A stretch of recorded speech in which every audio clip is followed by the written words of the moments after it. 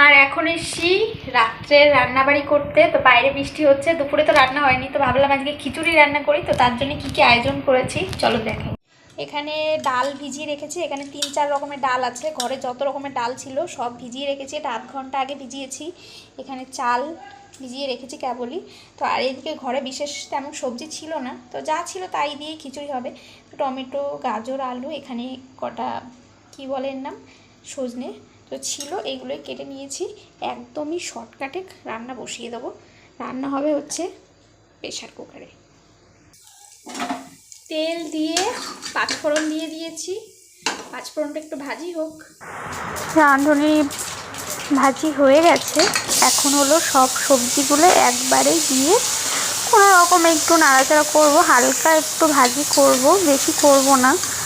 আর আজকে রান্নাটা একেবারেই তেল কম দিয়ে রান্না করছি, ঠিক আছে, একটু হেলদি ওয়েতে রান্না করতে চাচ্ছি। তারপরে দিয়ে দিলাম লবণ, আর এরপরে একটু হলুদ গুঁড়ো দিয়ে দেবো। দেওয়ার পরে এখন একটু নাড়াচাড়া করে নিচ্ছি। আর এরপরে দিয়ে দেবো হচ্ছে চাল, ধুয়ে রেখেছি যে চালটা, সেই চালটা দিয়ে দেবো। তো এই তো চাল দিয়ে দিলাম, এটাকে আবার নাড়াচাড়া করব। খিচুড়ি কম তেল দিলেও আমার মনে হয় না খেতে খারাপ লাগে, সেটাও টেস্টি হয়। তারপরে দেখো এই ডালটাও দিয়ে দিলাম। এখানে যেহেতু অনেকটা ডাল চাল আছে, খিচুড়ি এমনিই টেস্টি হবে, তেল মশলা না দিলেও হবে। আমার কাছে সিম্পল খিচুড়িটাই সবথেকে বেশি টেস্টি লাগে।